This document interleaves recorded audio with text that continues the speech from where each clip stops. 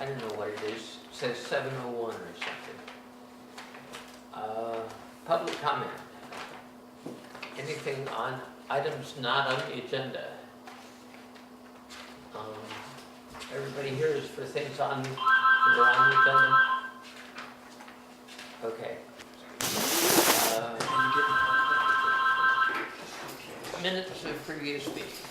I move to accept the minutes of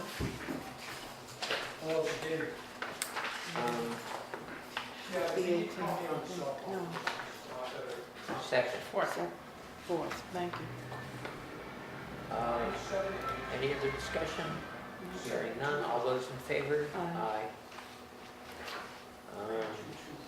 Patricia is not yet here, but she's on her way, I guess, via phone.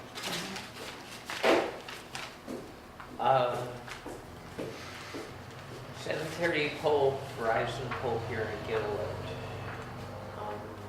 Ain't 7:30 yet. State primary election, sign election warrant.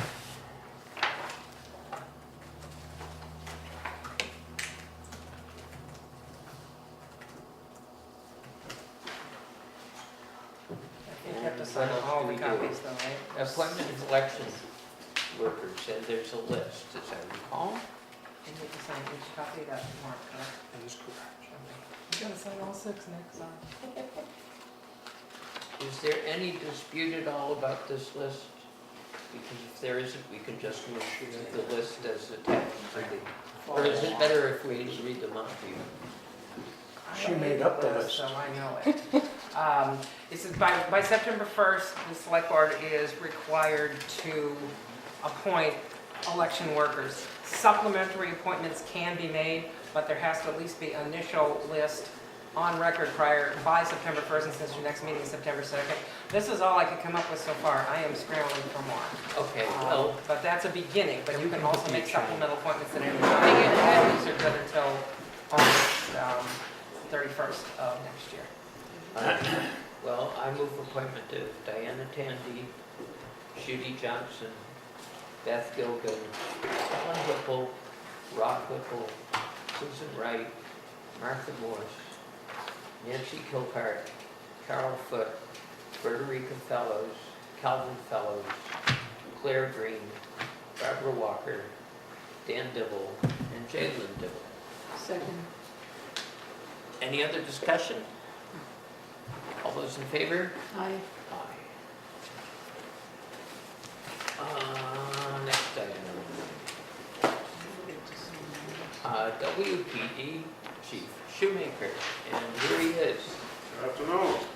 Just wanted to report to the board that since we've increased the hours as of this fiscal year, July 1st, we produced some pretty gratifying results. Our arrest rate has spiked. Our closure rate on investigations is really, the gap between the incident and the closure and court action has closed considerably. So I'm very pleased with the way things are going. I think the townspeople should be real happy with the way the police department is operating. The other thing people may have noticed, this may be a little off topic, but it's part of the public safety complex, and they finished digging a trench to apply power to the building. We're going to be removing a pole, and that's proceeding as well as can be expected, I guess. Which means not very fast. What's that? Well, it's faster than it has been. So everybody seems to be pretty happy with the way things are rolling. Could you comment on break-ins? Because I've had people wondering, they'd just like to know the Make them area in sign which them all, they're right? occurring so that they can be on Sure, we've guard. had, this is kind of an odd question too, because we've had one break-in, Oh, okay, and Yes. we're waiting for the next member. He's trying to get. Okay, we got our third member. I'll shut it off and you guys will.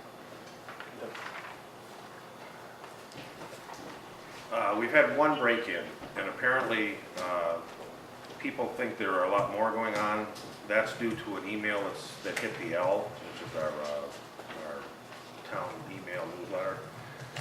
It was an email that was sent out about 2 years ago when we were having a series of break-ins then.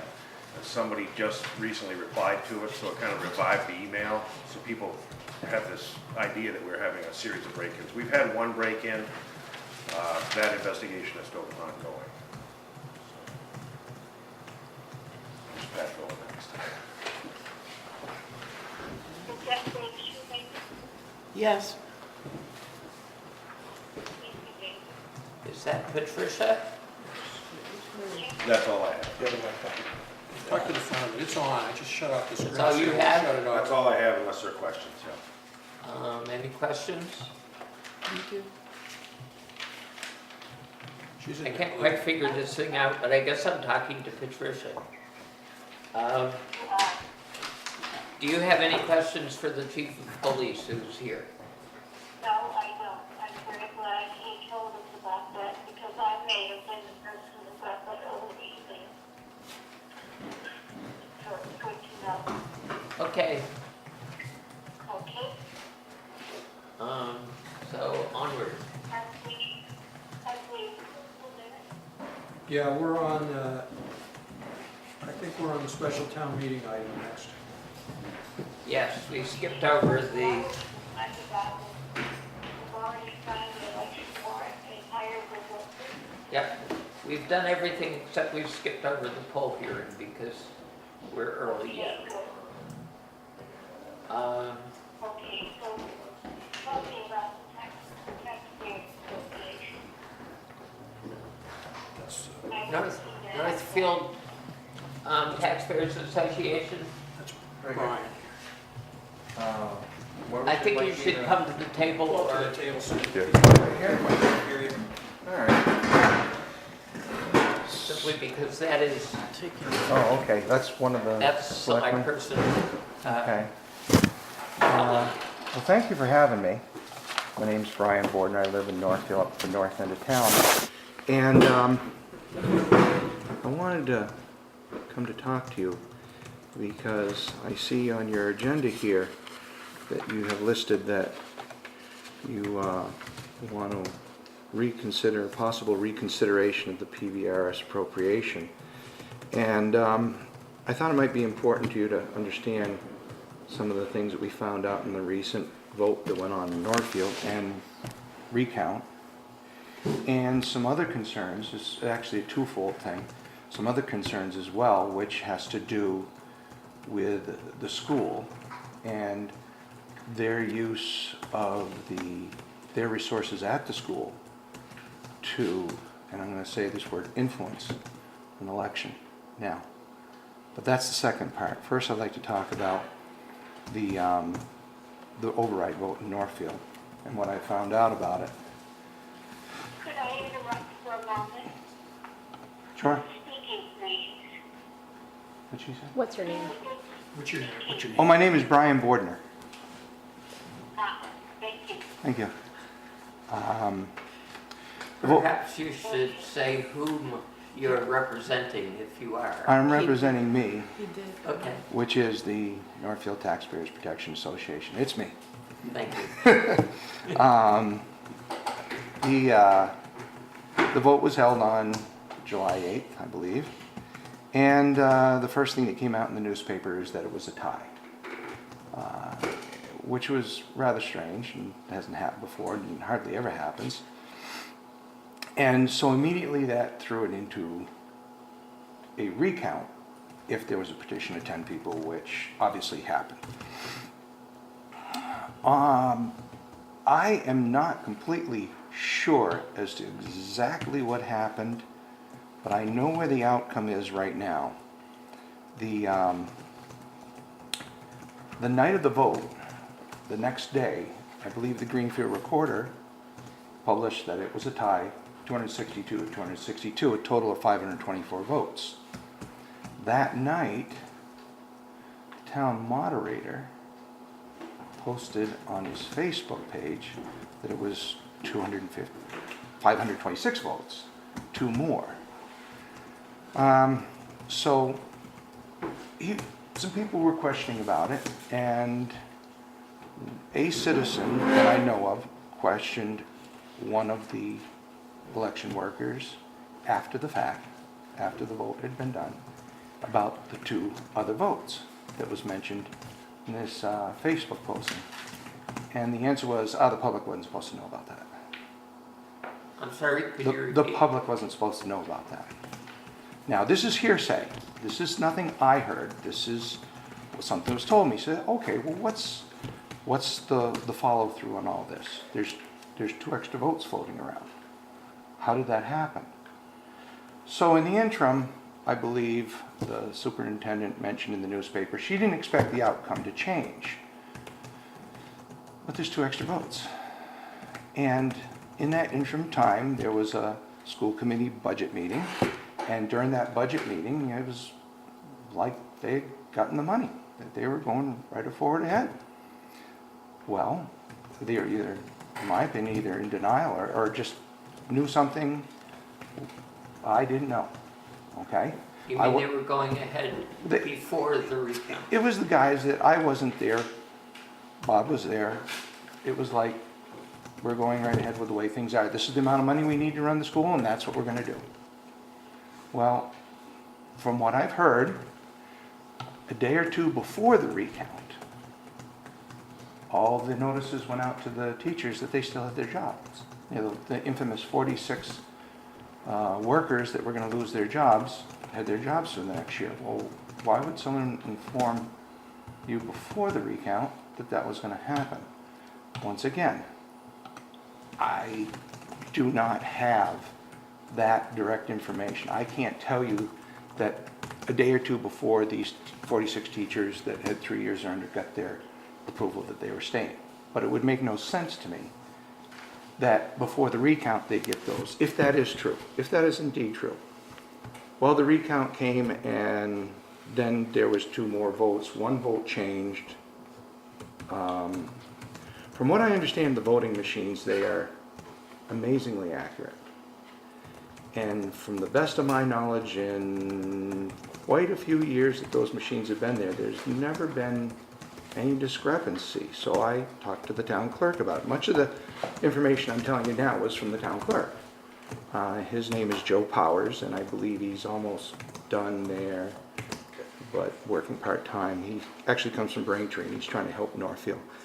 And so I asked him, so you are going on the assumption that these ballots stuck together and fed through more than, they said, than was initially recorded on July 8th. And he mentioned to me, no, they were recorded on July 8th. Well, then why would the newspaper say it was a tie? It's very confusing. And I don't know the answer, but this is what I do know. When you have a recount, you have the amount of election officials that come in, and they are going to recount the votes. You also have 5 members who are for a certain personal election or article in referendum and against. So you have 5 people for and against. Well, the town clerk told me there was no organized opposition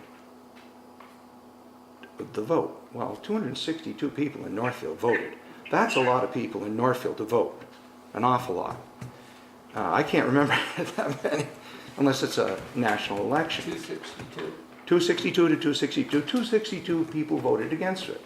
So had I been a selectman on something that was so touchy, I would think I'd make some kind of effort to, and there was a long time before the recount, to appeal to, is there anybody in opposition who would come to witness? Well, that never, to the best of my knowledge, was never done. What they did do was say, well, the finance committee... Excuse me, does that mean including or excluding the 5 in opposition? Excluding 5 were in opposition. It is 5 were there For it. for it and 5 were there against it. No 5 were there against not it. there. 5 I were get it, not I get there it. against it. I So get it. what the town clerk told me was, because the finance committee originally was not in favor of it, they asked the finance committee to assume the 5 observers who were against it. They declined. If I remember the night of the vote, the initial vote, I think most of the finance committee members recommended not on paper for the appropriations, but actually indeed voted for it. Much as some selectmen have told me one thing and done another. So I'm kind of confused as to that as well. I don't know much about politics, I'm telling you what I see. In the end, I don't know who asked the Finance Committee, whether it was the Town Administration or the Election Commission. That I don't know. But there were no representatives there who were opposed to it. And I don't think that the town did due diligence to find 5 people out of 262. That going forward, the town clerk basically said he is going on the assumption that the votes were misread when they were entered into the ballot machine. So all this money was decided in the end based on a well manicured assumption. I don't think it's ever happened before. There's 2 votes floating around that some say were recorded in the beginning and some reported that it weren't. I don't know what happened. All I know ahead of you as far as the voting is, the state has come through with more appropriations.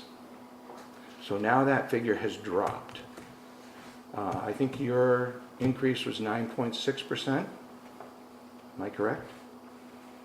So the question before you is, do you need to revisit this based upon the needs of the school and the amount of appropriations that were given by the state, which always come after the fact? Our increase is 9.6%.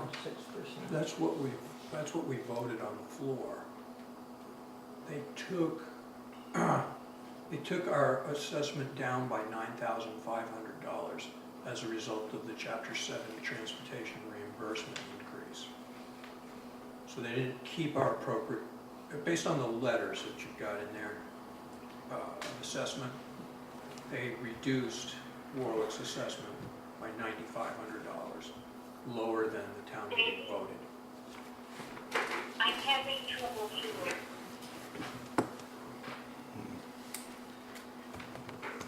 The district got additional unanticipated funding from transportation reimbursement.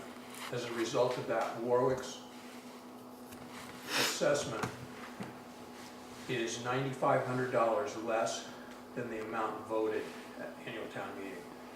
So it's no longer 9.6%, 8-point-something%. I don't have it in front of me. I don't have the 8.36. 8.36, says Mr. Raymond. Sound reasonable. But how did it get up there from what I thought was 3.8? 3.8 was what we recommended, but then the town meeting allowed the amount to be amended upward to the school's request, and the Finance Committee and Selectboard were ignored. Okay. And the town meeting passed that amount, and in the process funded it this one time by making no contribution this year to capital stabilization. So this new basis in school expense next year. Will be there even though there won't be the one-time contribution. Right. Right. So school spending next year, when you account for technology spending and this increase and maybe a modest increase next year, will be more than an additional dollar on Warwick's tax rate next year. $77,000 is a buck on our tax rate. That is half of what I wanted to talk to you about. Basically, it's just the history. Before we finish that half, Okay. assuming the other half has nothing to do with corruption in the recount, if you want to put it that way. I didn't ever said corruption. I said it, that's all right. Okay. It had nothing, the other half of what I have to say has to do with public use of public resources. Well, then in this I vote. want to get back to the first before you drop it. Okay. Is anyone, to your knowledge, planning to challenge what has happened? Not to my knowledge. Uh, You mean the vote? No, but not to my knowledge. So that all of those things you described are sort of moot because nobody's going to do anything about them. It seems to me that it was accepted begrudgingly probably by the people who were against it. And no, I know of no one who is going to try and challenge it, either legally or through the actual what went on in the vote. At this point, I have no idea. What about the election commission? I'm sorry, you have no idea, or it's not going to happen? I'm sorry. It could happen, but not by any knowledge that I have. I know of no one who has said to me, I am going to go file with the Attorney General to review this and challenge the vote and the voting process. I know of no one who said that. Yeah.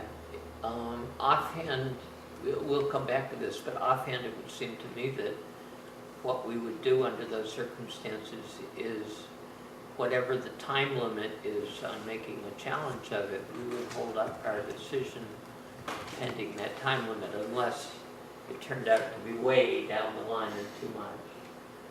I wonder if there isn't a requirement that you basically write the big check and pay for this in case you're wrong, cause a whole lot of recounting and turmoil. I'm not sure, but I think that may be what's keeping people from. I think what was going to happen from what I had heard was if it went to a recount, the only one who was, and it was a tie, which means the article did not pass, the only one who was going to do a legal challenge was the school. But that, once again, is nothing I heard from the school. Right. Okay?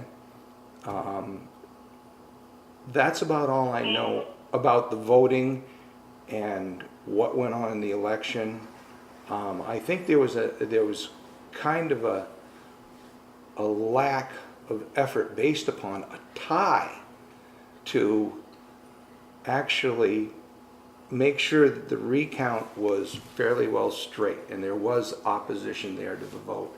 And would I question that? Yeah, I would. I mean, I don't think the town did due diligence to have opposition people who voted against it as observers. That's my take. That's why I told you this very long protracted story. But the two votes that you talked about that were floating out there, Yeah, they basically said that it was a humid day and the votes went in and they stuck together and I don't understand it at all either. First, there's been kind of different stories and different timelines and it's confused me. First it was 262 to 262 and then it was 261 to 264. It changed. And that one vote that was in the machine, they determined to be counted differently, which made me suspect in that too. I mean, the machines there's only two questions on this vote, on this ballot, yes or no. Very hard to mess up a two yes or no ballot when they're reading these machines. Yes. A question for Brian. Yeah. Do they stack all the ballots up and then feed them through to count them? Or is it, because in Warwick, we got this antique oak box with a hand crank on it. Mark our paper ballots. They're folded. It's like a coffee grinder or organ grinder, one at a time into the machine, counts the ballot.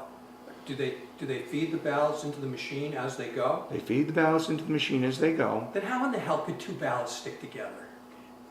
Two valid ballots? Well, I have been told that it hasn't happened in at least 14 years. Wouldn't they have had to hand me two ballots as a as a voter and you fill out 2 ballots? I'm kind of stick them questioning, together? you know, I've been told, the only thing I've been told about the vote is what I heard from the town clerk and what I read in the newspaper. And they contradict. But then they agree. They initially contradicted and now they agree. And, yeah, it's really suspect. I know of no one who's going to challenge it. It's certainly not going to be me. Why? Why? Because the last time I got in a fight like this, I lost $100,000 through my business, but I won the fight. I've done my community service. Brian, it was worth it to me. I understand. And so I don't know what that intent of it is going to happen. I really don't. I don't know how that's going to fall out. But I'm here to tell you the story. But more directly concerned is the second half of what I wanted to talk about, which does affect all you people, because you are all taxpayers at Pioneer. You all give money to that public resource. And very early on, when the vote was coming, my youngest son just graduated from Pioneer. And I got an email from the principal saying, hey, make sure that you register to vote. There's an upcoming vote. Very important for you to be involved in political stuff. Come and vote. Okay, all right, no influence involved. So I sent back an email and I said, hey, you know, my son's registered, don't worry. And I said, you should really go to the Attorney General's office first for a determination before you use a public resource to influence a vote. And the answer back was, I would never influence a vote. Well, now I'll put my neck on the line on something, because I haven't to this point. The vote was influenced, and here is why. No, there was money spent on posters that went around the town. There was emails that were sent around the town. There was robocalls that were sent around the town. Now the emails and the robocalls and the call system is the public's domain. That is all our property. Apart from that, you can say, and I can quote you the law. Massachusetts General Law, Chapter 56, Section 36 says, no public official or employee shall do anything to influence a vote. It's in the voting laws, Chapter 56 voting laws. So what is influencing a vote? What is influencing a vote is and exactly what I warned the principal. You take the public's resource and then you go, well, I'm going to inform the parents of the kids, and I'm going to inform all the members in the parent-teacher partnership, and I'm going to inform the people who are most likely to vote for me, for it. But I'm not going to bother the other people. Now, we have lists of emails that are sent, the master list of the students and stuff. They're all people most likely to vote for it. Now, is that influence? No, he did this. No, the school did it. The school did it. We have emails that list of people they sent it to. Okay. So if you're not using a public resource to identify to all the public, you're just using a public resource to notify the people who most likely will invite you away. Isn't that influence? It doesn't matter what you say. It doesn't matter to say, hey, just reminding there's going to be a vote on whatever day, and you know, it's got to do with the school budget process. To me, that's influence. Well, it influenced Can our I outcome. ask question to you? What would you like us to do with it? What would you like What us would to she do? like us to do?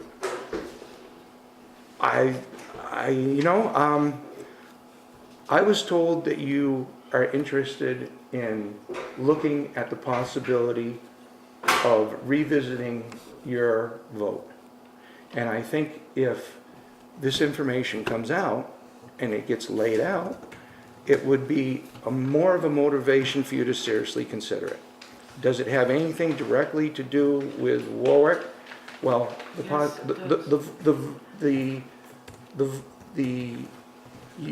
the use of public resources on the vote does, because it's your money. I did want to mention one other thing.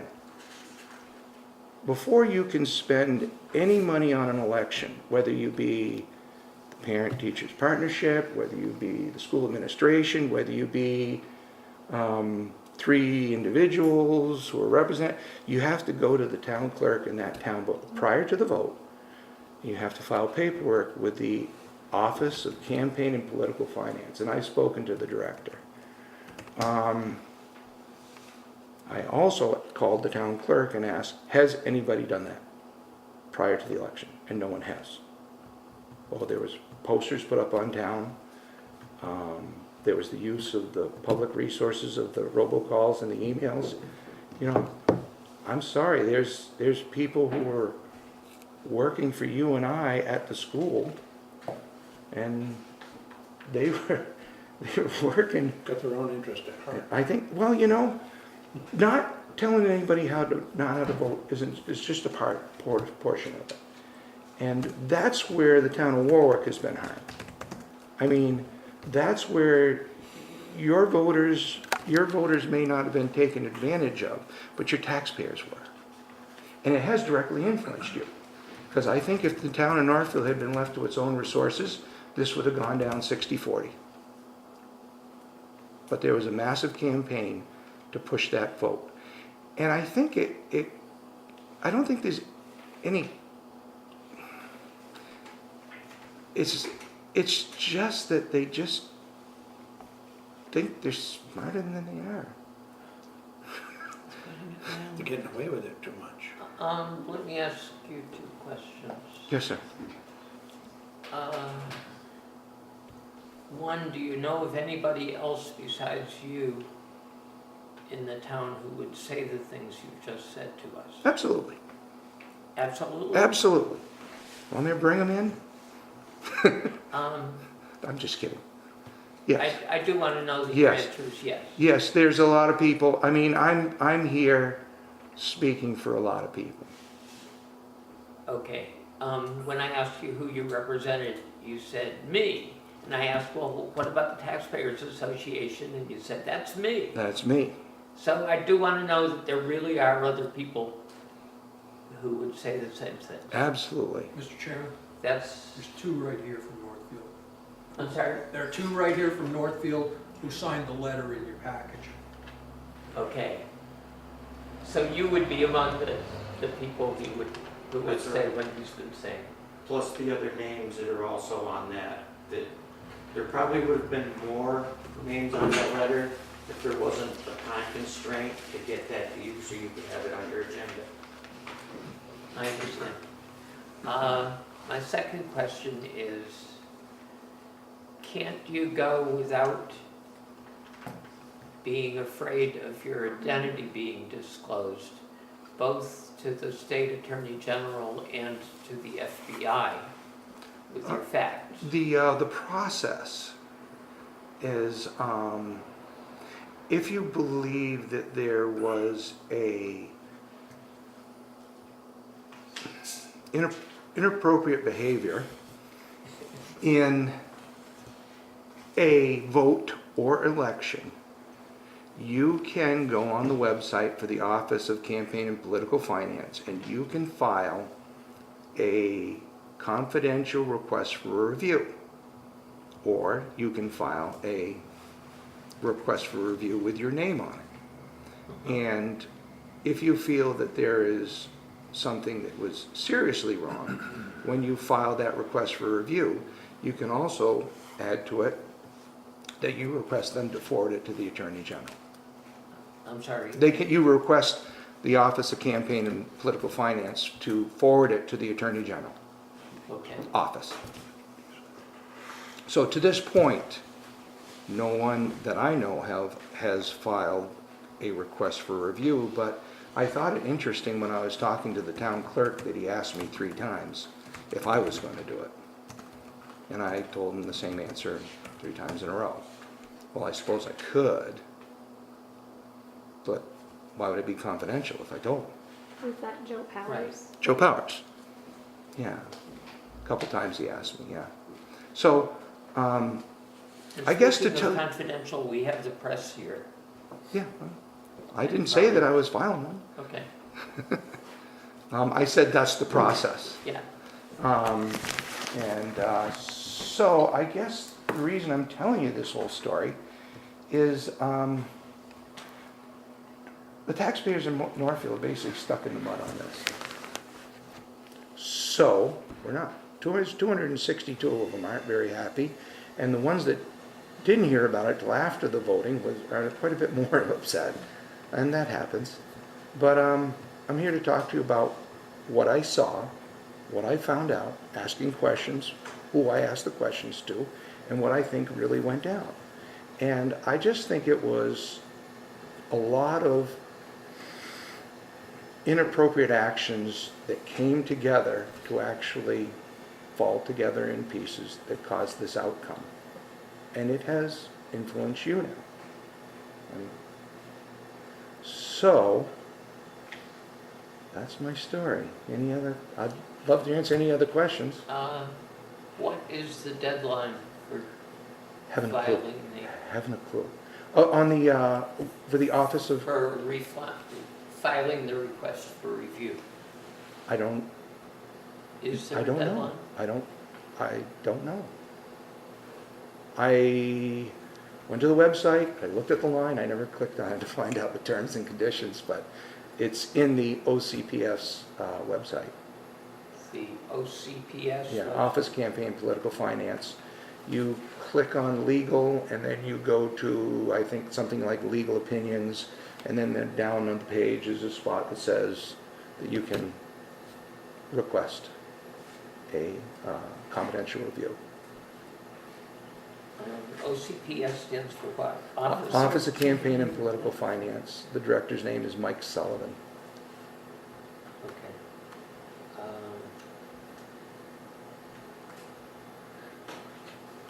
Now, I came to tell you my story. You told us your story, and it's an interesting story, shall we say. Yes. Let me ask the two of you, do you have anything to add to it in terms of knowing things directly that he only knew by hearsay, or knowing different things? What we know for 100% sure was we have read emails that were sent from the school to the parents. And we can verify that. We have some notes. We also have been told by parents that the robocall system was used. And we are greatly concerned about the use of, how much use of taxpayer time and money and property was used. Patricia, can you hear? Are you there? Patricia? Hello? Hello? She's responding.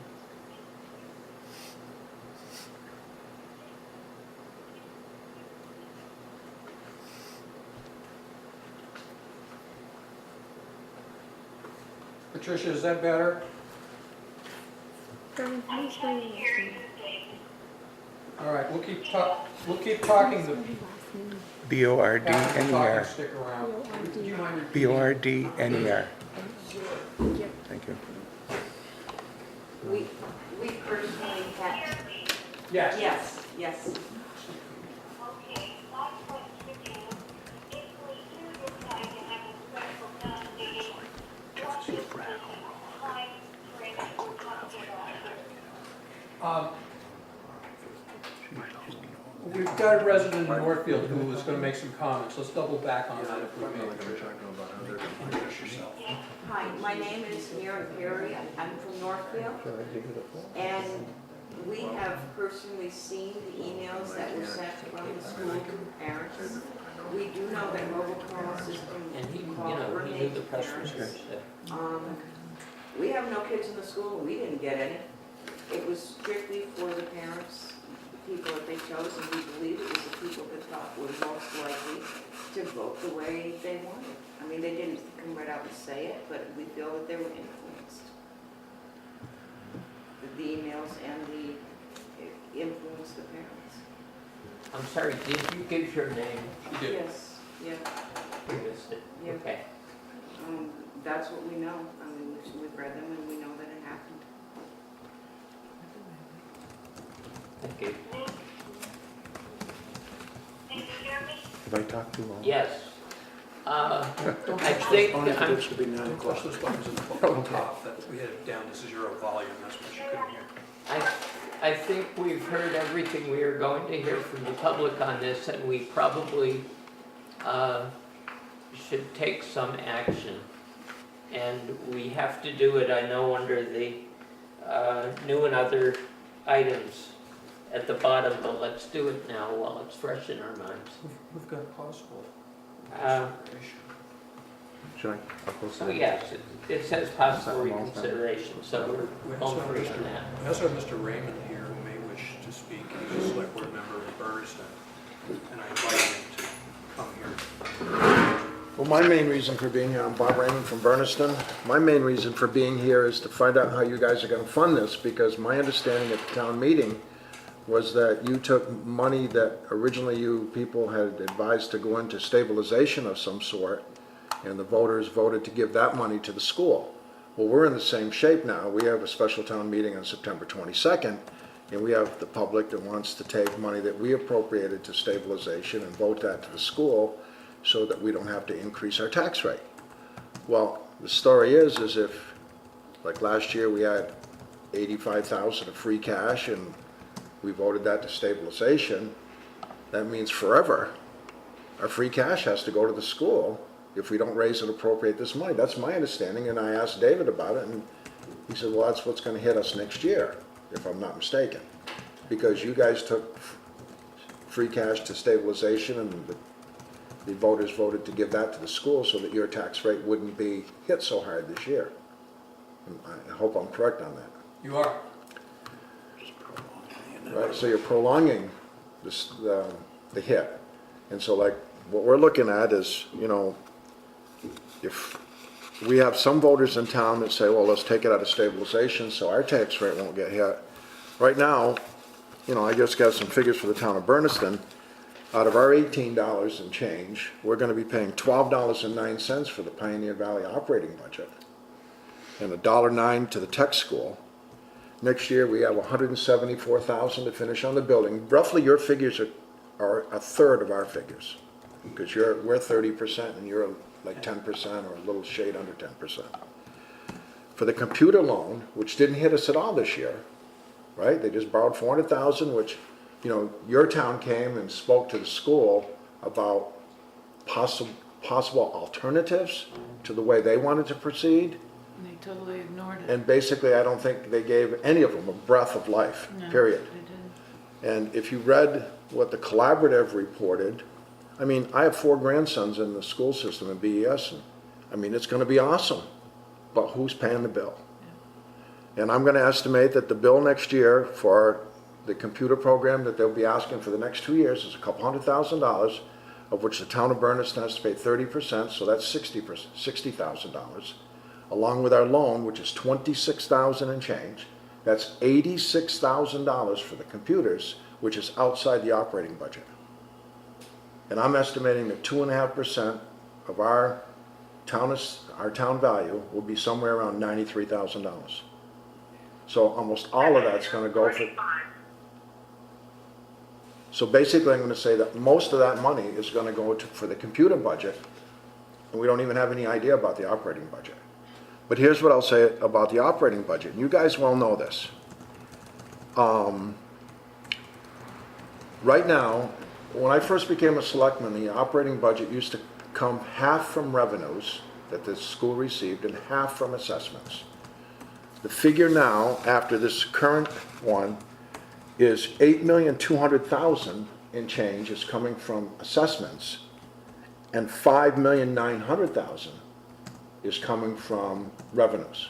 And those revenues are state aid, School choice, and tuition. and tuition, and, you know, R&D and different things like that, or E&D, and I'm sorry.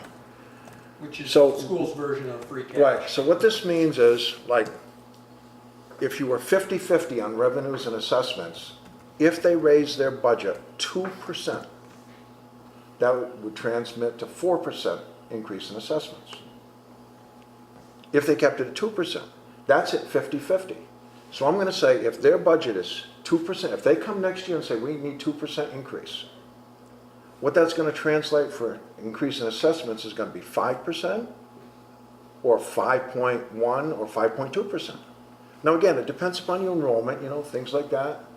The reason is because the slack is taken up at the local assessments, Right. not elsewhere. Right. And so I have calculated out that in fiscal year 20, and I know everybody says, hey, when we get to that far, we'll all have the money. I hope so. I pray so. But I figured out that Northfield would pay over $5 million, Berniston will be paying over $3 million, and you guys will be paying $1 million, and so will Leiden. We'll be paying $10 million to run Pioneer Valley Regional School. Who's going to pay the bill? John? So, how long ago was I here, David? I spoke to this board before, along with Berniston's board. And, I don't want to get the populace so upset that they don't want to give the schools anything. We need to give the schools increases. But we have to be careful about the increases because, we need a new fire department building, we need this, we need that in our town. And this will be, we'll just have to put everything on hold to pay for the school budget. Because all they have to do is say, what happens if school choice drops? What happens if tuition students from Vernon decrease? All that goes to the assessment side of the bill, unless they cut. We don't want them to cut jobs, but ultimately, if that's what happens, they're gonna have to. You can't have the status quo because somebody's gotta pick up the bill. And I know probably most of you know, just like we know, I'm a mathematician, I think analytically with my brain, I can't play any instruments, I can't act or anything like that. I deal with numbers, and numbers don't lie. So far we've been able to pay it. We voted, we wanted 2.5%, we went to 4%. We increased it to 4%. In the end, what did we end up paying? We ended up, for us, it's 9.54%. Not as bad as Northfield, which was 11.34%. But I'm just saying, could just be the tip of the iceberg for us trying to. Now, what do I want? You say, how do you cut bills? How many kids you got in your elementary school, David? 40-something of ours, and How big's your school? How many can it hold, David? it can 200? hold over 200. Okay, I look at Leiden, okay, and similar situation. Now, I know it's horrible to think about losing your community school, but, we're helping to subsidize you guys. I guess you're helping to subsidize us to the 10% tune, if you know what I'm saying. But the regular people have to pay these bills. And as you're older, you're on fixed income, and I don't know the regular age of the people in here, but we're lucky if we're getting 2% on Social Security, and then Medicare eats it up, yes or no? And so you're trying to operate on, we're supposed to have saved all this money our entire lives so that we can live happily. And how many of you are helping your kids? Think about this, we're trying to help our kids because they don't have such good jobs and stuff.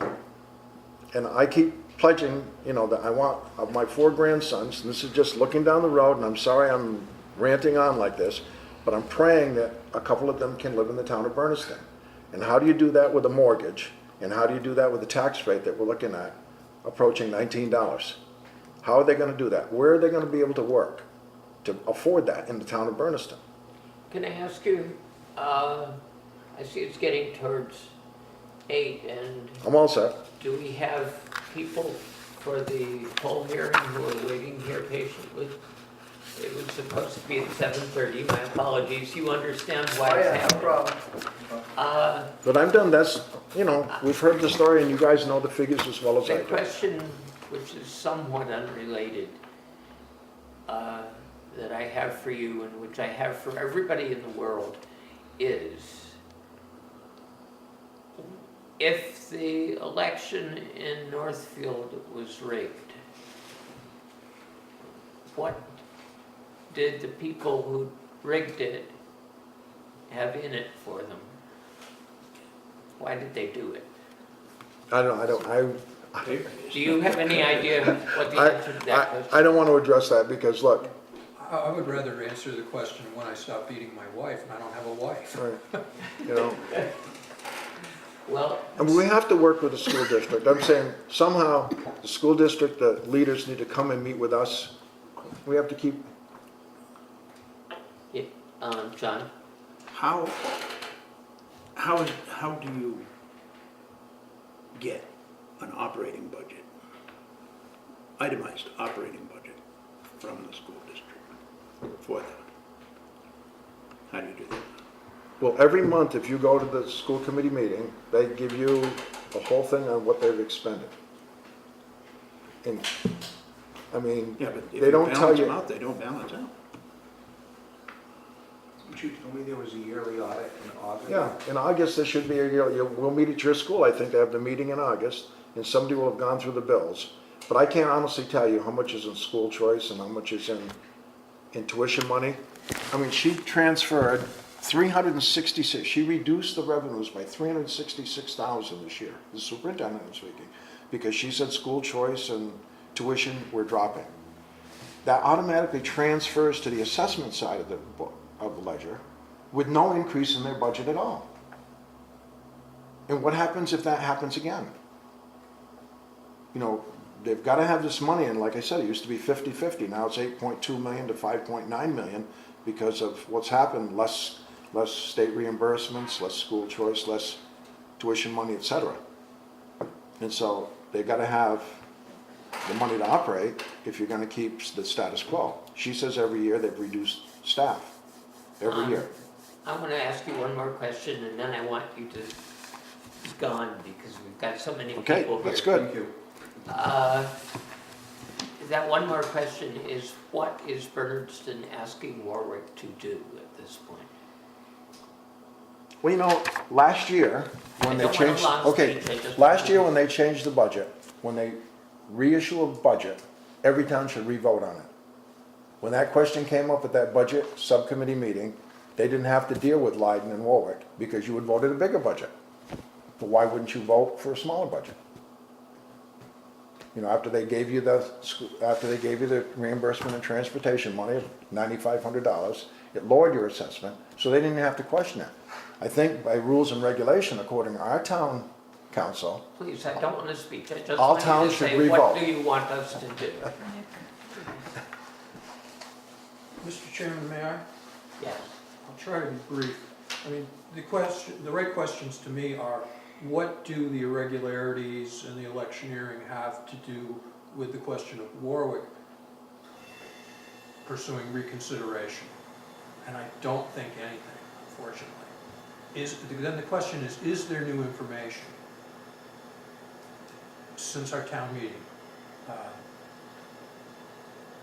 So one matter would be, is it a legal responsibility, or at least legally acceptable, that we be expected to act on a revised budget, even though it's $9,500 lower? And apart from that, what other new information do we have that, because a reconsideration would be a 2-article deal at a special town meeting. First one would be to move to reconsider, and the moderator would rightly demand that we demonstrate that there's new information. And if we can't satisfy that, the matter would go no further. If the matter was voted in the affirmative for reconsideration, then a new budget number could be voted on by Warwick. But do we have reasonable cause to bring it to a special town meeting? We can't do it just because we didn't like the outcome. right, We can't do it just because we didn't like the outcome and the perceived fishiness in the Northfield vote, which drug us along. We hope they'd saved us from ourselves, but we can't just do it because we don't like the outcome. We need to have clear new information or a legal basis that because the budget's changing. And I find the argument that the budget's lower, from my perspective, to be quite acceptable. I just wish it was more lower.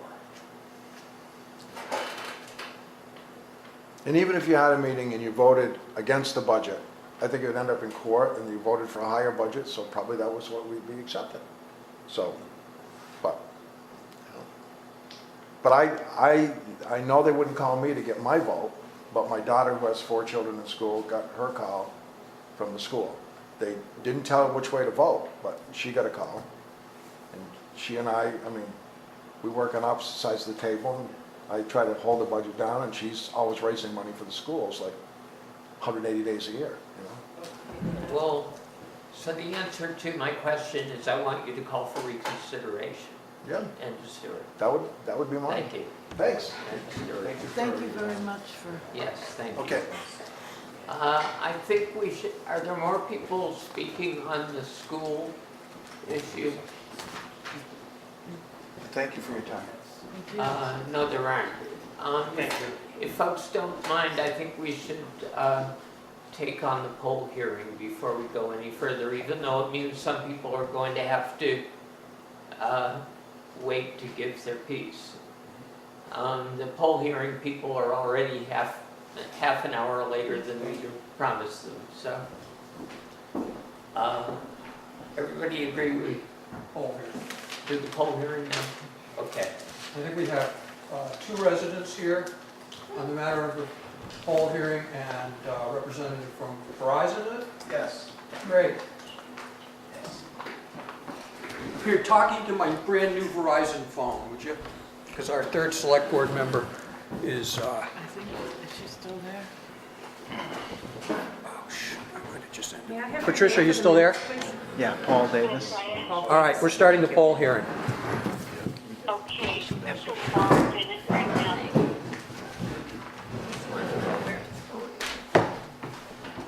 So this is two poll hearings. Gale Road is one, Athol Road the other. The residents are here for Athol Road, Mr. Chairman, so why don't you start with that? But Royalston Road's in there, too, it should be. Yes. That's it, just one. It's the where the Shows how much pole's I know, going. sorry. Yes, Huh? the intersection of Athol and Royalston. Okay. Because they're putting an easement on my lot. Right? Yeah, which one would you like to start with first? First of all. I'll start. Shiny. I got this little map in the mail from the town of Warwick. And what I was interested in is some clarification on, I live here. And there's a pole number 47 right here. And this talks about 46 east, it looks like, and 46 south. So what I'm interested in is knowing where the poles are going and if my service is going to be interrupted and when and for how long. Okay. First of all, let me start by introducing myself. My name is Paul Davis. I work for a company by the name of UC Synergetic out of Sunderland, and we're a contract engineering company for Verizon. So I'm not technically a Verizon employee, I'm not an insider, I guess you'd call them. So anyways, so just for the record, I'm here tonight representing Verizon on their behalf as a contractor, okay? To answer your questions, what's basically going on here is that currently right now there's a right-of-way, they call it right-of-way, where cables go behind a house on Royalston Road. And there's several poles behind it that are rotten, okay? So what Verizon and Engrid would like to do, or propose to do, is to take that right-of-way where the cables go behind your house, I believe, and bring them out to the road, because they're hard to maintain, they've been there forever, and again, they're hard to maintain. So bring it out toward the road, easier to maintain, so on and so forth. To answer your questions, the poles being proposed, 8 o'clock. in order to bring the cables out on the road, Verizon's proposing to move or to place a new pole, to move the location of this existing pole to the left if you're facing it. Because right now, the way that this pole sits, for them to send cables through to the street here, all the trees would have to be trimmed, cut out, so on and so forth. So they're trying to get away from that, cutting trees, trimming, and that type of thing. And they're bringing the pole closer to the corner to alleviate that or bypass all those trees they'd have to go through. That's the first thing. You realize that all three members of the select board are unclear as to what you're saying, because you've got a piece of paper with some kind of map on it, and one of the select board members is absent. Okay, so, This I get- section, if I can well, interrupt, for just a minute. This was actually mailed to me by the town of Warwick, So you should. so I don't know who sent it, but it came to Okay, me let's- from the let's see town of what Warwick. that- Typically, the town typically gets the petition, so I Have you just seen this? presumed or assumed that you had that already. I don't have an issue with the poles moving, I just Sorry, want to but for know some when reason, and if my I shifts- haven't seen it and neither has Dawn. Don here. And of course, Patricia, who is on the phone, can't see Right, it either. okay. Okay, so we're moving it. The two abutters are here, if they agree to it, I would like to suggest the selectmen do so too. And if they don't agree to it, I suggest the selectmen listen to them. There's like, But I understand. So to make it really simple, I'll make it simple. Mhm. It's complicated, but it's not so complicated, because I understand it, but anyways. So, they're moving the pole again, because the existing pole there will not allow Verizon and Engrid to get out from the back of your yard. Yeah. Okay, to get the utilities on the road. So they have to move or place a new pole, however many feet, to the left, 25 feet, if you're facing the existing pole, move it 25 feet to the left to get it out more towards the road. 25 feet closer to Royalston Road. Correct. Closer to Royalston Road to get the new cables or the new service or the new utilities, whatever you want to call it, out on Royalston Road. It's that simple. which pole? And then the second pole across the street would be supporting that pole line going up Royalston Road. Okay, and the problems of the residents with what they want to do are, Well, I don't really have a problem, my just concern is how long I may or may not be without power. That's a concern of mine. Because I'm on the next pole, I'm on pole 47, these are both pole 46s, I guess you could say it. You move the And- poles live, don't you? You don't shut the power off. Well, Well, you're- again, as I stated earlier, and let's keep this formal, because this is a formal meeting, I don't represent Engrid. However, from what I know, you do not lose power at all. And to answer your question, yes, to that. They move stuff live and they turn stuff off and they turn stuff on, but they always keep it live, no matter what. so they don't lose their power at all. Period, no. As far as I know, and again, I don't represent Engrid, but that's what I do know through talking to Engrid engineers. And your problems, Oh, no, Don, I was just curious when they were going, so they're going from this over here I believe so, yes. and then up, Yes, up Royalston Road. okay. And adding a pole across the other side of Athol Road? Yes, this So pole that across the pole's- street will be supporting the line going up Royalston Road. It'll So be what God. happens to my pole Correct. over here? That's, Nothing happens to that pole. except it's got 25 or 30 feet longer from where it is to this pole when it moves, right? That's Not the an only issue. difference? It's not an issue. Okay. In regards to scheduling, I can't tell you what scheduling is going to be. When it goes to construction, they have their own schedule, and I don't know what that schedule is, to be honest with you. Are Because we- again, I'm not a Verizon insider. Do you know if where the residents are notified when that happens? When the construction happens or when the poles are moved or anything? I know nothing about that. Well, when they say. ma'am, what are your problems with what they want to I do? don't have Anything? a problem, I just wanted to know where they were gonna place the poles, so I just came to look. So you're just here for information? Yeah, and they're going anything to, and I have to goes. sign for an easement on it, so. Well, then, I think, I don't want to put words in the mouths of my two cohorts here, but it seems to me nobody actually has a problem with what you're doing. Because Right. the power is going to stay on and nobody is objecting about the locations of the poles. I Can hope you- not, because it's an upgraded service, so. Can Right, you- and If they that don't was- like the that was- poles, they don't get the upgrade. It's that simple. Can you request Verizon notify these people? I can. Would you? Yep, I'll put that in my email when I submit it to Verizon tomorrow. Okay. sometime. And the guys who fixed the poles are gonna be happy, because they used to throw quarters to see who had to go in the woods and climb. Oh. Yeah, and it's a real problem. Yeah, That's the reason why they want to get out of the woods. And Then tell me I'm wrong, David, but all we have to do is to vote in favor of what Verizon intends to do because nobody opposes it. That's right, and sign something. And sign something, well, we can handle that. Is there a motion? I move to approve Verizon's plan. Oh, I think we have to close the hearing. No, you're gonna have another hearing anyway, so just. Okay. Sorry, go. I move that we approve Synergy. Verizon's request to relocate the poles I'm sorry. This is for Athol Road and Royalston Road. for Athol Road and Royalston Road, Road. correct. I have a second. You have a second. Patricia, are you there? Do you understand what's going on? Patricia, probably won't have as many breaks do you down understand anymore that either. we're voting on moving the poles on Athol and Royalston Road and that everybody's pretty much in agreement? Yes, I do, and I'm going to second it. It's seconded. so Okay. All in favor? Aye. Aye. I Okay.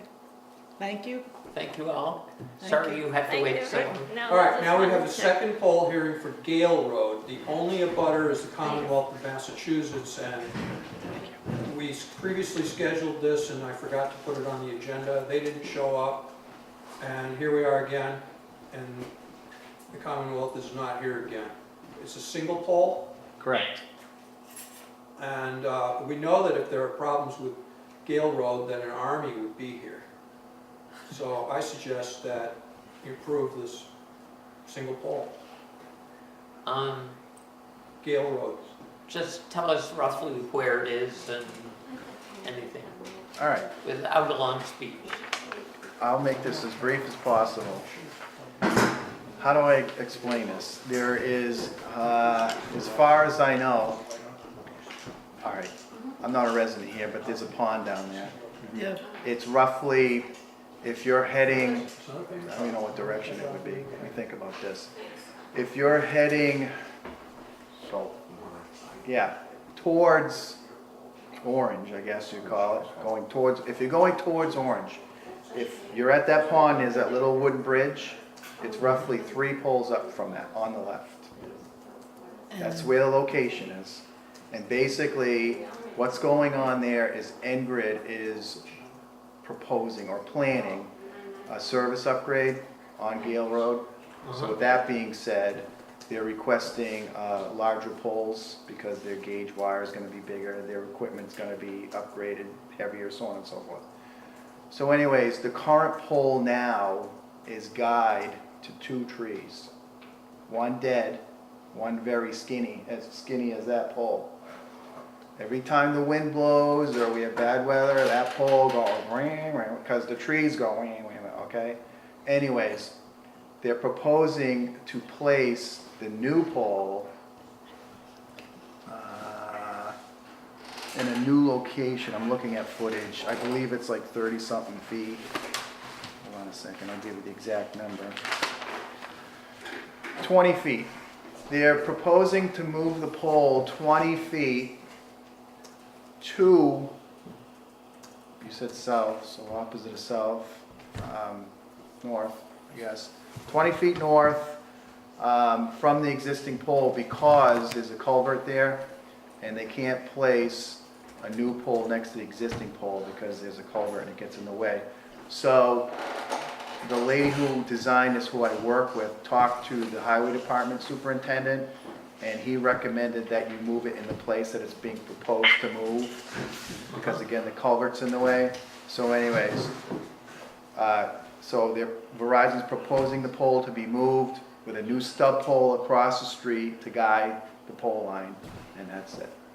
So in essence, to make a long story short, they want to get out of the tree guys, place a new pole, a new stub pole across the street, guy it, and that's it. And the highway department has looked at all this and approves, is Yes. I think what you said. As far as I was told, yes. Okay, hearing closed. Is there a motion? I move that we approve movement of a stump pole, A regular pole and a stump pole, Reg- correct? regular pole and a stump pole approximately 20 feet 20 feet. on the Gale Road. Just move the petition. What? If you move the petition, Yeah, you can move the petition because we're not changing it. Okay, I move the petition be approved. Is there a second? Patricia? Rosa, you read that back, please? You want to read it back, please? Yes, We're moving the petition. This is National Grid's petition. Right on the paragraph. Yeah, I already did. Okay, any other discussion? Well, there isn't a second yet, is there? No, go ahead. I'll second it. I will make the second. Okay. Okay. Any other discussion? Hearing none, all those in favor? Aye. Aye. There, good. Onward and upward, where are we here? Thank you. Thank you. Thank you very much. All right, thanks. I think we're on green community zoning and building code. I think we changes. still need to double back on special town meeting and set a date. Sorry.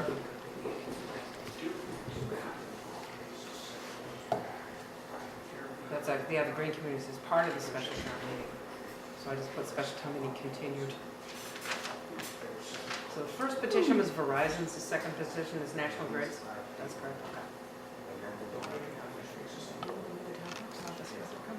We're not, we're PVRS appropriation because we haven't voted. We've been asked to ask for reconsideration and have not decided on that. Well, I think it would behoove us, for purposes of green communities, and I suppose we could come back to it, but we need to set a special town meeting sometime in the middle of September. That will give us time. Right. That will give us the time, that will give us a month, if it passes, to do the work for the green communities, filings and application and, yes. Yes? What are the time constraints, when is the special town meeting?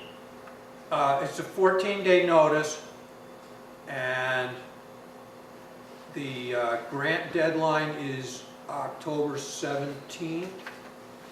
Yes. And it's a lot of work between, once we pass the zoning and pass the stretch code, there's a lot of work to be ready in terms of becoming a green community and applying for the grant. And so I'd like to see us have about a month between the special town meeting and that deadline. And others could speak against it if they...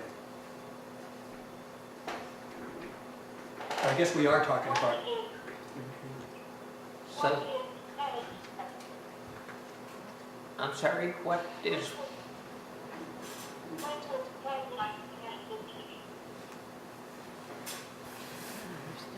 I didn't get that, I'm sorry. You have to speak up and speak slowly.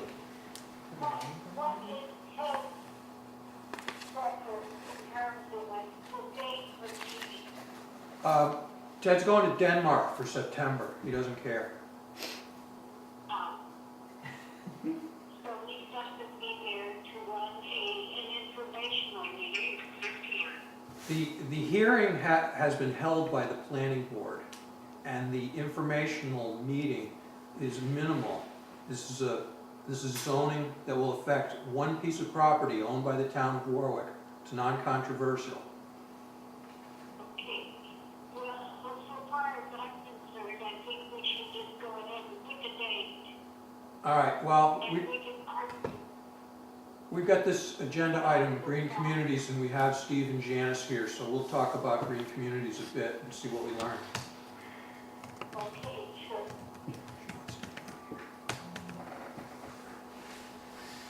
What's your thought on the timeline, Janice? I think that the criteria could be worked on before town meeting the town meeting could take place later in September, I'll be gone until the 21st. I don't want to work on it if it's not going to pass. Right. I don't want to do the work. But so the stretch code forum or informational. Yeah, that can be, but Right. But, so Jim Barry had said that all of the plans, the written plans need to be approved by the select board. And after that, they are submitted to the state no later than October 17th. So whenever the select board meeting happens, if it's, the select board, I'm sure, would be willing to meet to accommodate that date. okay. Okay.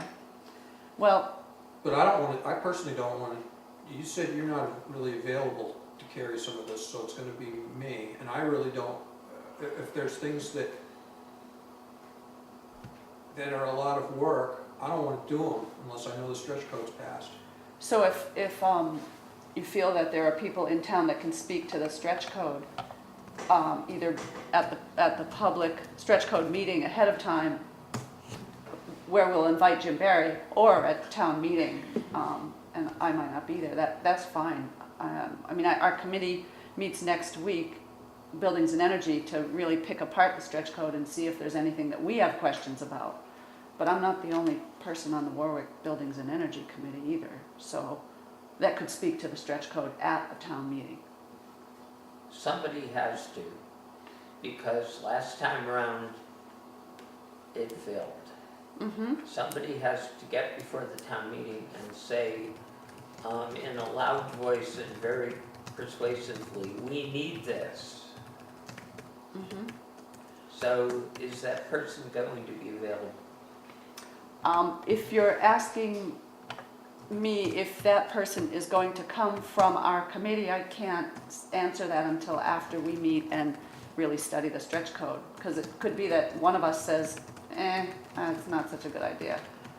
It could be David to speak strongly to the stretch code too, but whoever it is has to be.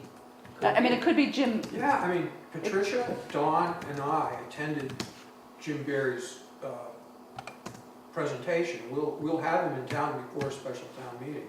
It was compelling.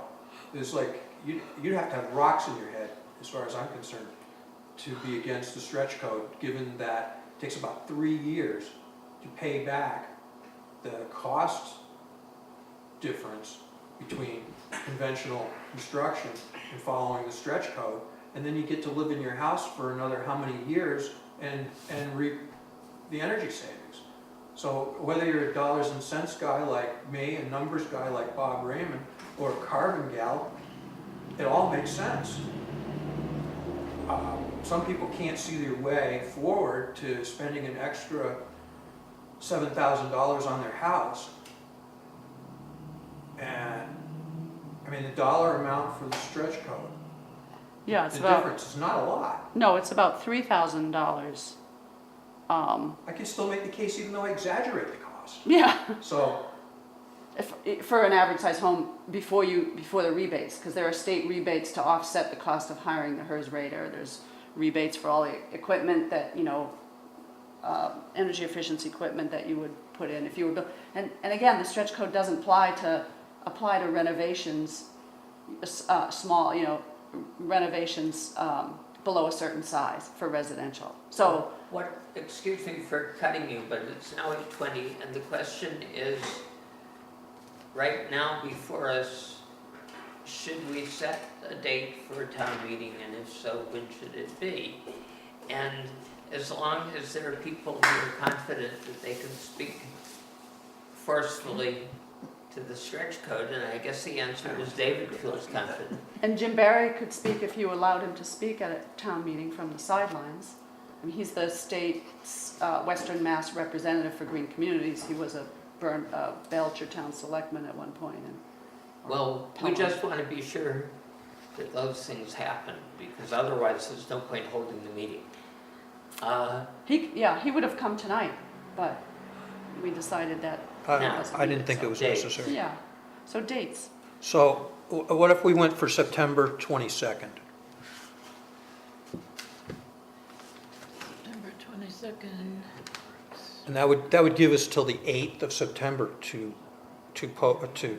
gel the agenda and get it set and posted. The 8th is, the 2nd of September is the next select board meeting, so it would mean a special meeting the following week, just to put that together, but.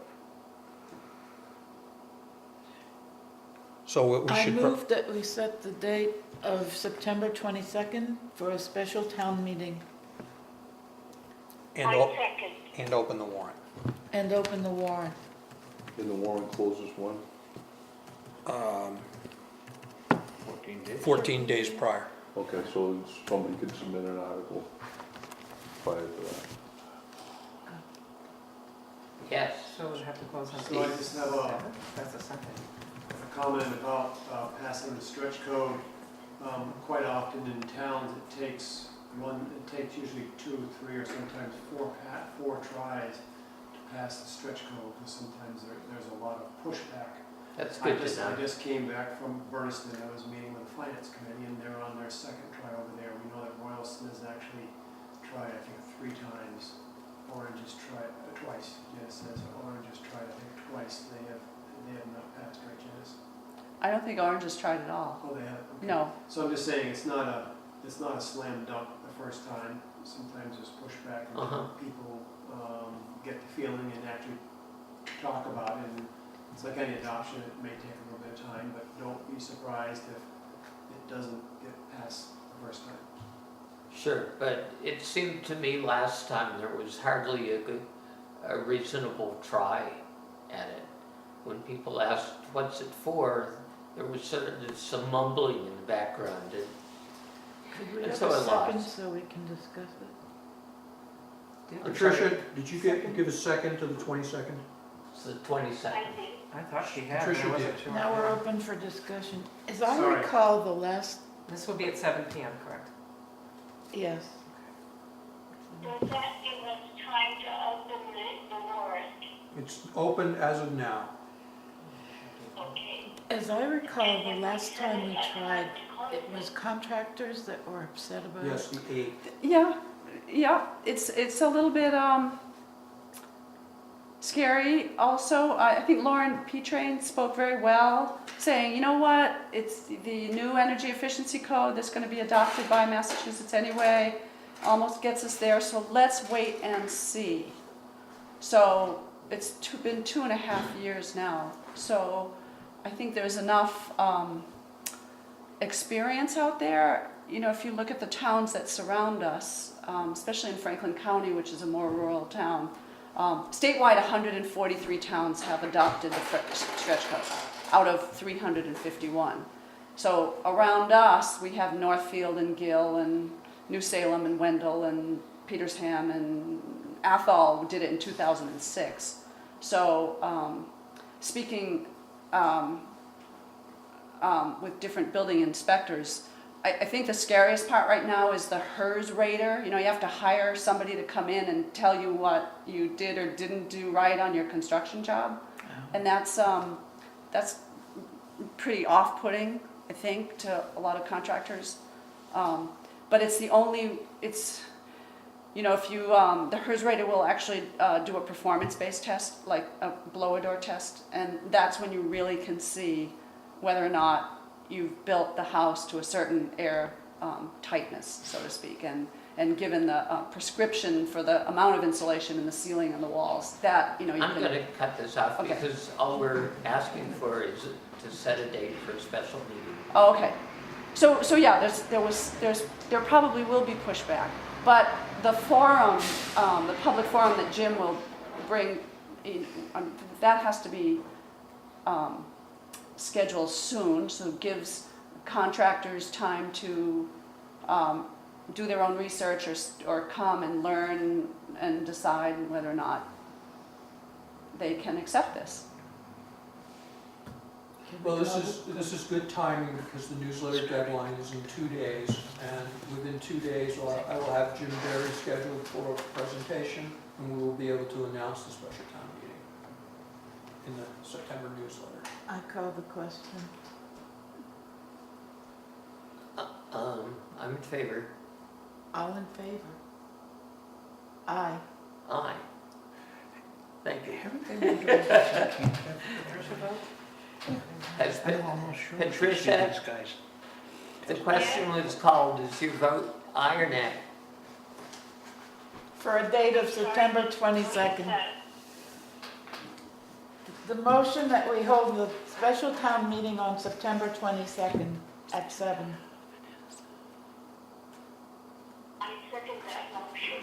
No, we already, No. we're voting. I'm sorry, we're voting on it. Actually, I'm sorry, but you're voting on whether to close discussion. You called the question.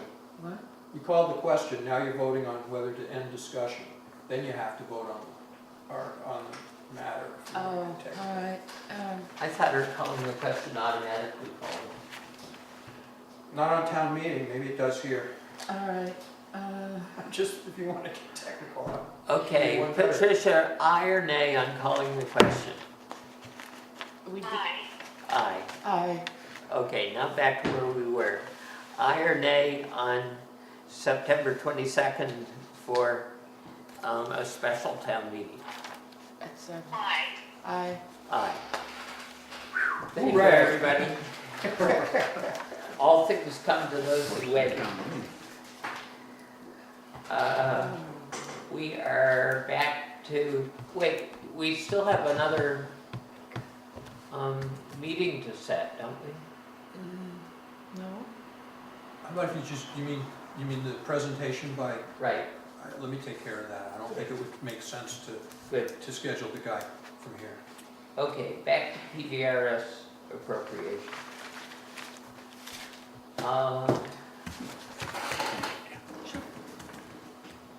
Personally, I'm not so legalistic about this as you. I think we probably should do it, the reconsideration. Somebody's gonna have to do some real work to come up, because our moderator will slap us down. Not that she's against the idea or for the idea, but you clearly have, if reconsideration can't be do-over, I hated the outcome of that vote. It has to be, there's new information. Well, isn't that... I think there's new information. All right, well, we just gotta make sure that you worry about there being cogent support for stretch code at the meeting. This needs equal attention in terms of bringing that argument forward. Well, I'm not sure I think our reason for reconsideration is Use of public resources. Given what happened in Northfield, regardless of the outcome, there's something wrong here. And that same thing happened here. That the parents were contacted. Right. I think personally that it's legal for government to say, to do good government kind of stuff, everybody should vote. Now, whatever you think of their motivation, but when, if they start saying,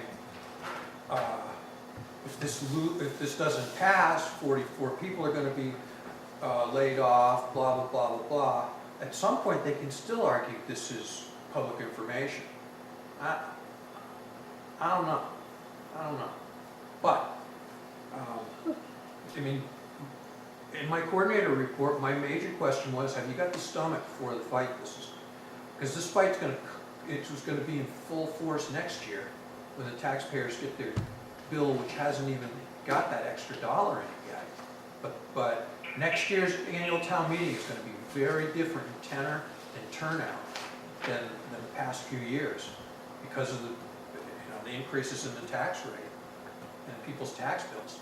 So if this fight isn't taken today, isn't taken in September, it will be upon us next year in May. Well, I think it'll be easier upon us next year if we take a hard line now. I won't try to dissuade you. Because we can say we did everything we could. I think the taxes in this town, just as a taxpayer, are ludicrous for what you get.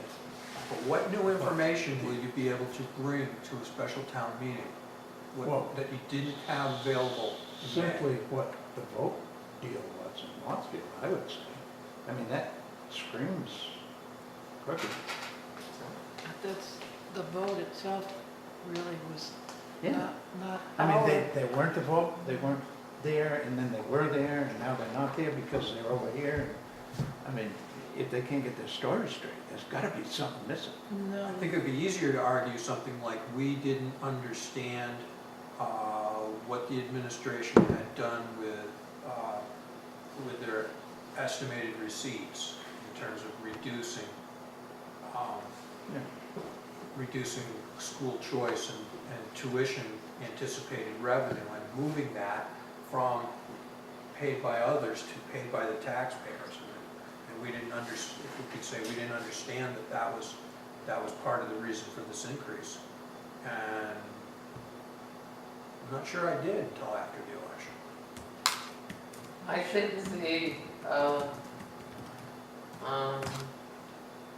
their failure to deal appropriately with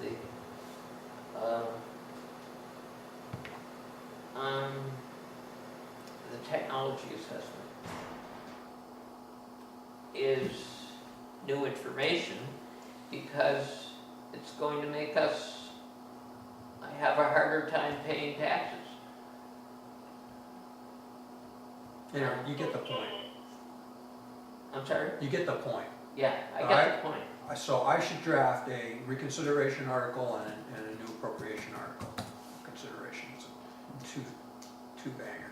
And then the other matters on the special town meeting will be the by right solar zoning for Allen Lot and stretch code. A lot of things. 4 Right. items. Patricia, you have anything to add on the subject of reconsideration? Not at all. I think we should reconsider. So, you're in favor, is what you're saying? That's what I'm saying, yes. Okay. John? I mean, if you remember the town meeting we had, even the tax collector stood up and said that we really can't afford to charge the people more money all the time. And you know what good that did? Yeah, I understand that, but he had a point. Oh, I agree. I mean, when I finished my house, it was $250 a year. Now what is it? $5 grand? $4,000 for getting your mailbox knocked over when they plow the road. I mean, and that's cost you another $100 every time they do that. We haven't had that happen. No, they hit it this time, they're gonna be surprised. Is there any other discussion, since I think we have, well, we actually don't have a motion and a second. So first, let's get a motion and a second. I move that we reconsider PVRS appropriation. Second. And At a special town meeting. At a special At the town special meeting. town meeting. I second that motion. Could we, Any other discussion? Hearing none, all those in favor? Aye. Aye. Aye. can Rosa reflect what I said about 4 articles as consensus of the board? Just so there'd be some continuity in the Wait a meeting. minute, consensus of board, 4 articles. And if you could say those again, please. Okay, there's PVRS consideration, which was just voted, and then there'll be a new Warwick assessment, new lower Warwick assessment number. Yep. The next article would be by right solar zoning for the Allen lot, Yep. and the final one would be adoption of the stretch code. Or something equal to it. The law does allow us to, rather than bite that whole, just come up with our own version of it, but I imagine that's harder to do than anything. But if the Building and Energy Committee comes up with something they think is better, or want to lop something out, or Okay. So PVRS is consideration or reconsideration? so it's a 2-step process. Yeah. If reconsideration doesn't pass, the next article doesn't go in.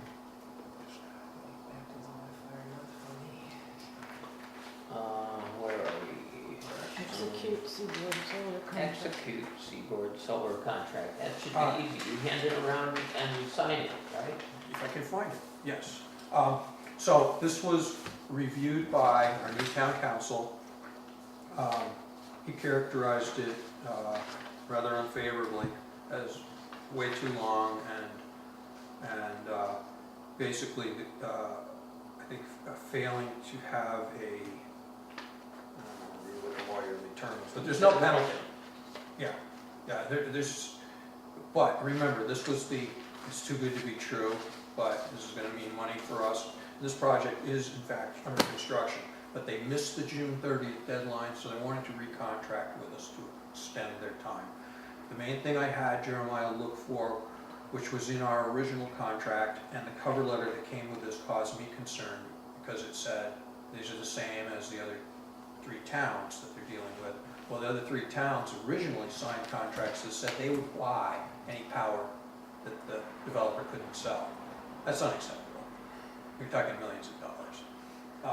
Apparently when Dupre found that in the contract and got back to them, they took it out of Toland and Wendell and New Salem's contract, so it's not in ours. A motion that the chair be allowed to sign this new Seaboard contract be in order. So moved. Second, Patricia? Yes, Good. Get a vote and sign. go ahead. Okay, any other discussion? No. No. No, No. All those in favor? Aye. Aye. aye. Good. That's the best I've heard her all night. She's feeling Second copy right there, Nick. I'm busily signing pieces of paper here. And as we do so, we come back to WCS re-roof project. I'm pleased with the progress. I would say the main school is 90%. Yeah, 85. Yeah. They're holding off on one spot because they want to make sure that they don't damage it while they're working on the other areas. The old roofing plywood and furring strips were removed, and I have pictures standing in the gymnasium looking out at the sky through cracks everywhere.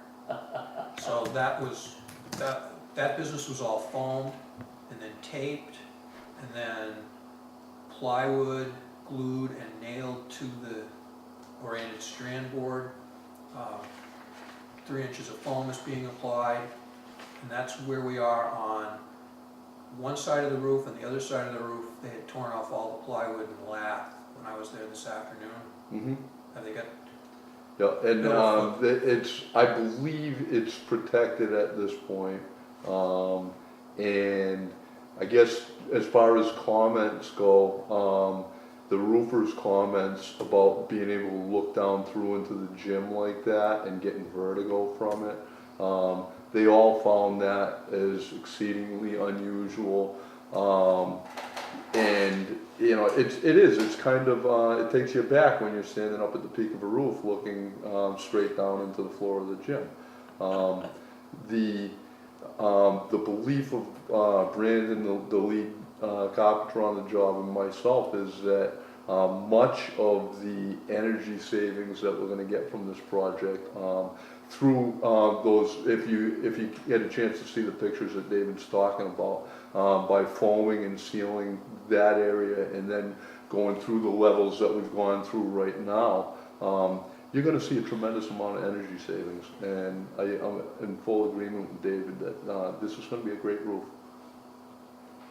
Well, I hope somebody took pictures of the Perseid meteor shower through the roof.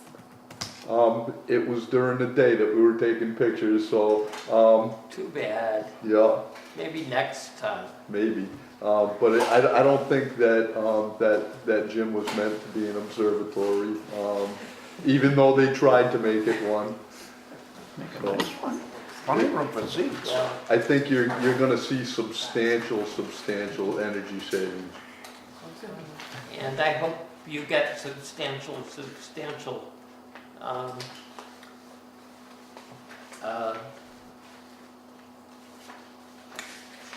thanks for having done it all. Oh,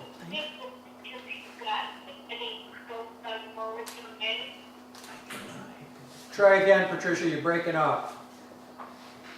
Okay, I think we're done with the roof project, aren't we? I think so. She wanted to know something about the photographs. The pictures. I'll send them along. Probably Debbie wants them on the website. Very cool. Correspondence. We do have some we have to deal with, don't we? Well, some of it was from those folks from Northfield, so they got to say their piece. And I gave you a copy of the letter I sent to the court with respect to collecting damages on illegal dumping. And there are some... Oh, they caught that guy, didn't they? Yeah, and I've been sending him a bill monthly. And he said, he called me the other day and said, why are you sending me this bill? I said, because you owe us some money for illegally dumping. And he says, I ain't paying anything until I've been through the court. So I said, I'm gonna keep sending you the bill.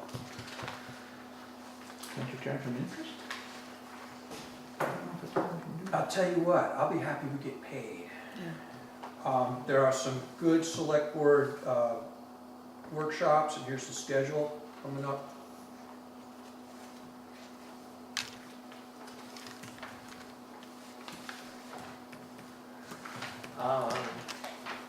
Anything else for a correspondent? No, I don't think so.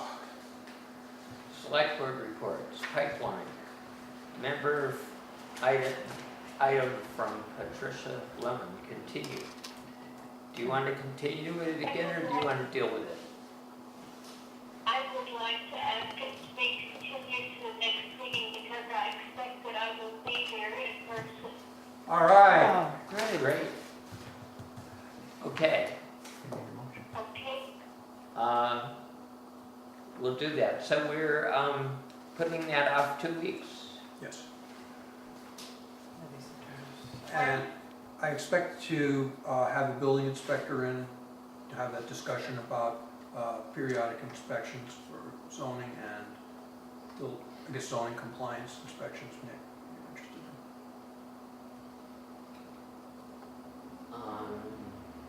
in? You'd wanted the building Yes. inspector, so his daughter is getting married this month, so I put it off until September. That'll be on the next agenda. Okay. Anything else from the coordinator? Yeah, you had some questions about Apple giving computers away. Here's Yes, my, and you just handed me the brochure that, that some time ago, Patricia had handed me. yeah, you can And see, asked, what do you think of this? And I said, I think it's worth looking into, or something to that effect. well, I went through there and carefully read it, and I highlighted in yellow every time they talked about donated computers and free computers. Don's, yours is most accurately highlighted. You'll notice there's nothing highlighted. This is free financial consulting for them to finance your Apple computer purchases. But as we discussed at a Pioneer meeting, we prevailed upon them to not bond and to borrow in the short-term market because there's... So in 1990, they did make a considerable effort to give away computers to schools. And that's how Bernston got on the Apple platform. Most recently, they gave away 9,000 first-generation Apple touchpads to Teach for America teachers in extremely poor communities. And these were, what Apple did is they came out with the second version of iPad and encouraged people to ship them back to Apple, and they would give them away to teachers.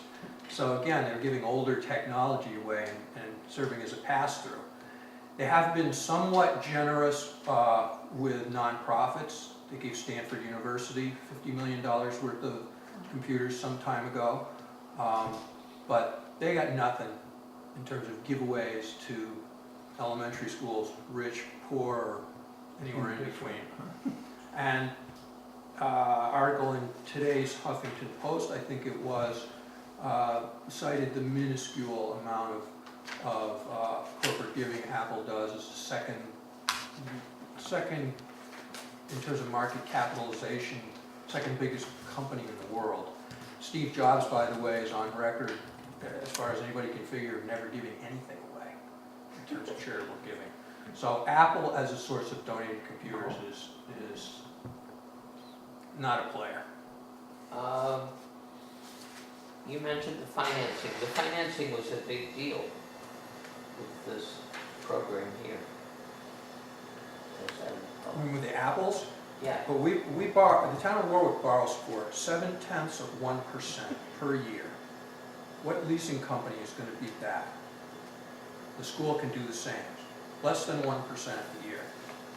We don't need their free advice on how to finance computers that we buy from them. My first take on this was that what we should do is have somebody talk with them about the program that has been approved by the school district and ask them for an overall price on it. Simple. School starts on the 27th, Nick. They're spending that borrowed money on Windows 8 computers as recommended by educational collaboratives. Yeah.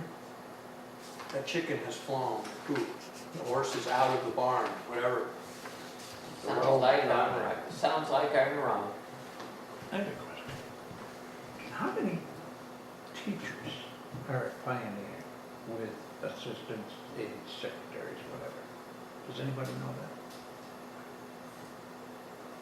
Probably not near enough.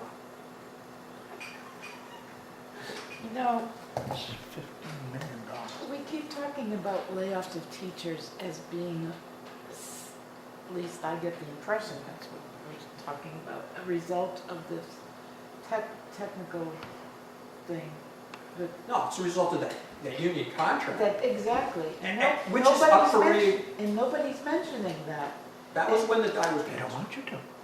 Well, you know, and then we're the ones responsible for the layoff when they negotiate a ridiculous contract, when nobody in the area is getting any kinds of raises. They're And not they- telling you, they're not. Not nobody. Clearly not nobody. I mean, you know, the tech school has skilled teachers. Yeah. You think of all the different things they teach there, plus the basics. I mean, you know. And Can I their, ask what how was this their relates budget? to the agenda? Less than $1 million or something like that a year?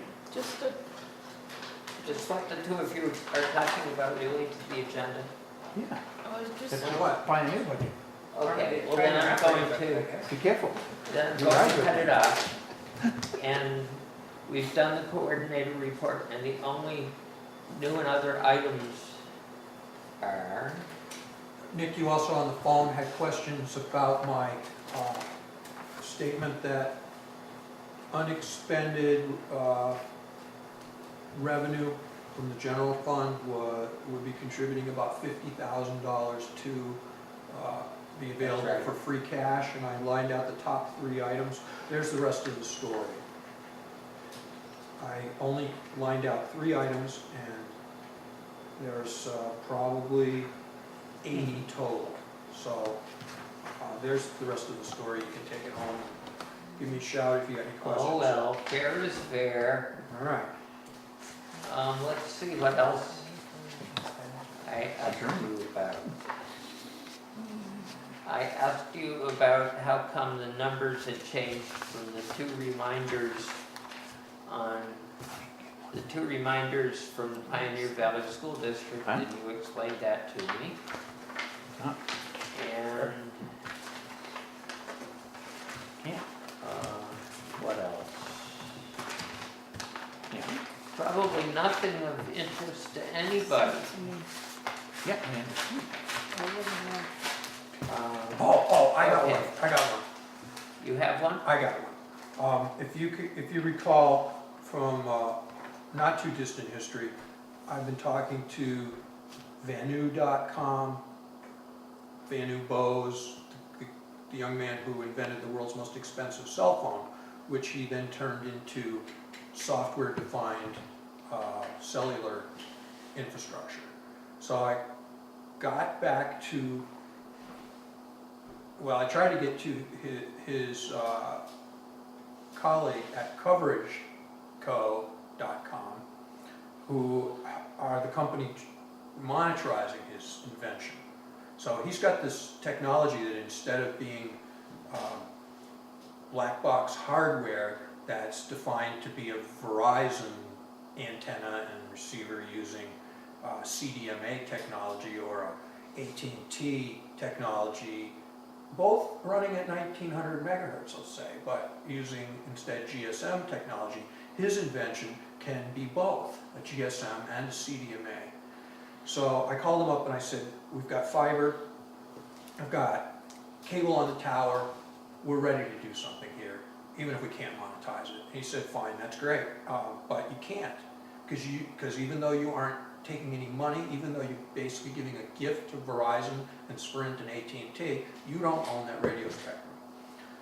So we renewed, I sent him more information, and this week he's working to see if he can sign up Sprint or Verizon. He says AT&T will not play with them, but they're deploying in Vermont right now, and he's optimistic that we'll get that if Warwick Broadband will connect these devices and pay to get them installed, he thinks the carriers will buy them. We'll hook them up to our fiber, and we could have Sprint and possibly Verizon service in fairly short order. And that's why I just dumped AT&T and got a Verizon phone. So, Okay. I mean, many's the slip between cup and lip.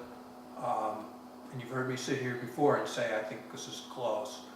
This feels closer. There's a lot of important stuff that has to happen. And I think it will take us a year and a half to get through our friend, the lawyer at DCR, to put anything on that tower. But for about $3,000 in fees, we'll get on the cell tower without too much trouble.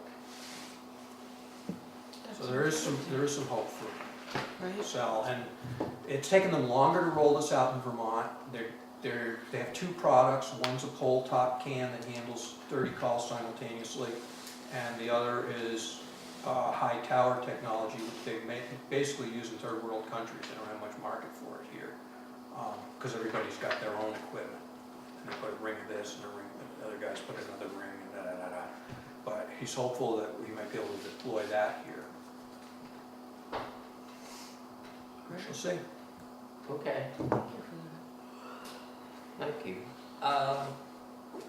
Motion Is to there a adjourn. motion to? Move Yes, to there is. adjourn.